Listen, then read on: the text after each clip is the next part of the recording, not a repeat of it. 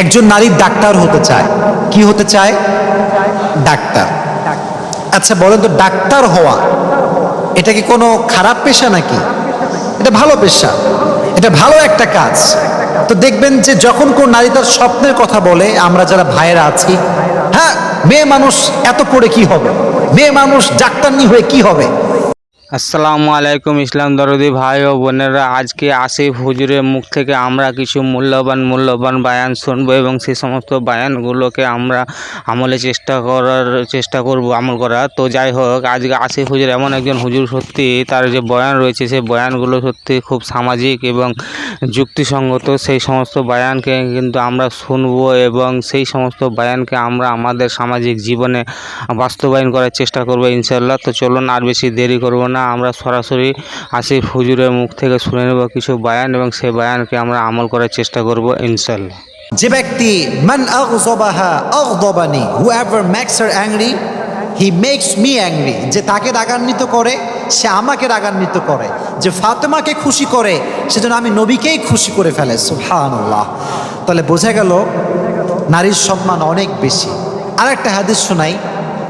হাদিসে এসেছে, ইদা কানা ইয়াউমুল কিয়ামা নাদা মুনাদিন গদ্দু আবসারাকুম গদ্দু আবসারাকুম হাত্তা তামুর ফাতিমা।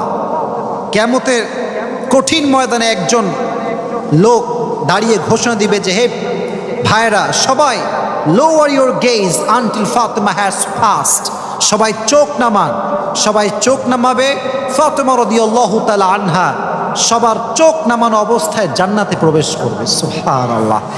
এটা হচ্ছে নারীর কন্যা হিসেবে সম্মান নবীজি দিয়েছেন। এই জন্য প্রিয় ভাইয়েরা, কন্যার সন্তান হলে রাগ করা যাবে না। অনেক বাবা আছে দেখবেন, ছেলে চায়, ছেলে হলে খুশি হয়, না হলে খুশি হয় না। এরকম অনেকে আছে না নাই? নারীকে আল্লাহ তাআলা অনেক সম্মান দিয়েছে। আল্লাহ আমাদের সবাইকে নারী এবং যদি কন্যা সন্তান হয় তার মূল্যায়ন করার তৌফিক দান করুন। সকলেই মন খুলে পড়া আমিন। মাশাআল্লাহ। এবার আমরা কথা বলবো, নারী যখন বিয়ের বয়সে আসবে বা একটু বড় হবে, তার অধিকার আসলে কি, ইসলাম কি অধিকার দিয়েছে। সব মনোযোগ আছে তো ইনশাআল্লাহ? আওয়াজ আসতে হচ্ছে, বলেন ইনশাআল্লাহ। যখন নারীর বয়স 14, 15, 16, 17, নারী কিন্তু স্বপ্ন দেখতে শুরু করে। আমি এইটা হব, সেইটা হব। কেউ ইঞ্জিনিয়ার হতে চায়, কেউ ডক্টর হতে চায়, কেউ ফ্রিল্যান্সার হতে চায়, যার যার স্বপ্ন যেরকম আর কি। আমার কথা হচ্ছে প্রিয় ভাইয়েরা, নারী যদি হালাল স্বপ্ন দেখে, নারীকে তার স্বপ্ন পূরণ করতে কোনো বাধা দেওয়া যাবে না। ফর এন এক্সাম্পল, একটু ভালো করে বুঝবেন।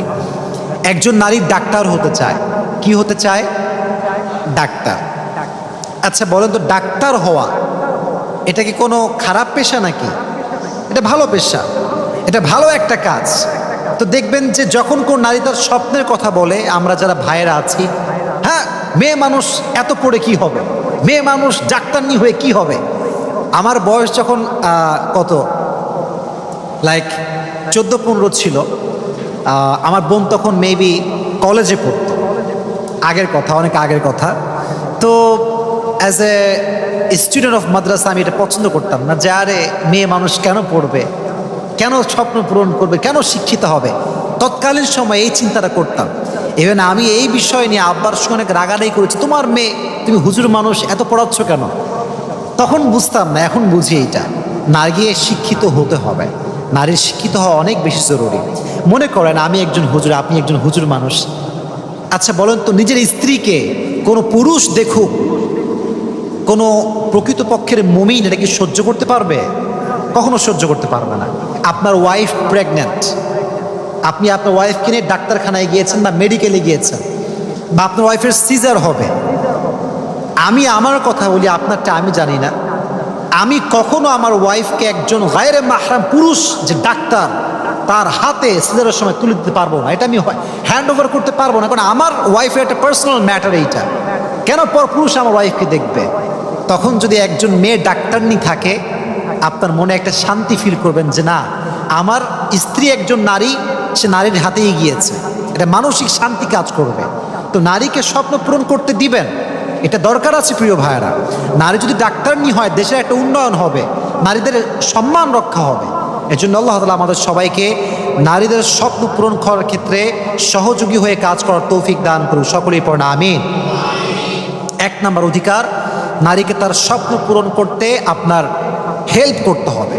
তবে হ্যাঁ, সার্টিফিকেট আনতে গিয়ে যদি নারীর ইজ্জত নষ্ট হয়, নারী পরকীয়ায় জড়িয়ে পড়ে, নারী প্রেমে জড়িয়ে পড়ে, হিজাব মেইনটেইন না করে, তার স্বপ্ন পূরণের কোনো অধিকার ইসলাম দেয় নাই।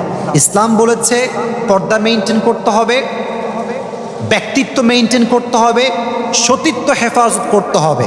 তাহলে স্বপ্ন পূরণ করার অধিকার ইসলামে আছে না নাই? আল্লাহ তাআলা মেয়েদেরকে বোঝার তৌফিক দান করুন। সকলেই পড়া আমিন। 1 নাম্বার, স্বপ্ন পূরণ করতে হেল্প করতে হবে। 2 নাম্বার হচ্ছে, নারী যখন বিবাহের বয়সে পৌঁছাবে, বিবাহের বয়স, তার সবচাইতে বড় অধিকারটা হচ্ছে আপনাকে তার পারমিশন নিতে হবে। মনে করেন আপনার বাসা হচ্ছে রাজশাহীর মহিষবাথানে, আপনার বাসা, এবং আপনার মেয়েও আপনার সঙ্গে থাকে। হ্যাঁ বন্ধুরা, আজকের ভিডিও কিন্তু এই পর্যন্ত। এরপরে কিন্তু আবার আমরা নতুন কোনো একটা ভিডিও নিয়ে উপস্থিত হবো। তাই বন্ধুরা, আমার এই চ্যানেলটাকে যারা সাবস্ক্রাইব করবেন তারা কিন্তু প্লিজ দয়া করে সাবস্ক্রাইব করে নিও।